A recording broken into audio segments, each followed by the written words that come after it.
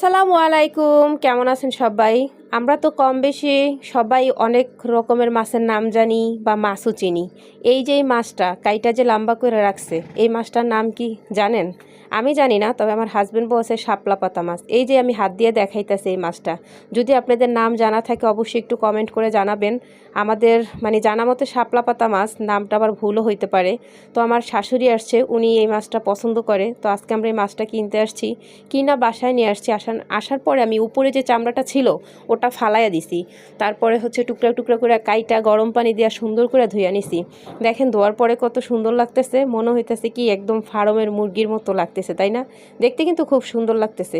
তো রান্না করার জন্য নিচে আদা রসুন বাটা, পেঁয়াজ বাটা, সব ধরনের গরম মশলা, যা মশলা লাগে সব কিছু। তো অলরেডি রান্না করাও শেষ, আর রান্না করছে আমার শাশুড়ি, সেজন্য রান্নার ভিডিওটা আমি আর করলাম না। দেখতে খুব সুন্দর লাগতেছে। অবশ্যই কমেন্ট করে জানাবেন মাছের নামটা।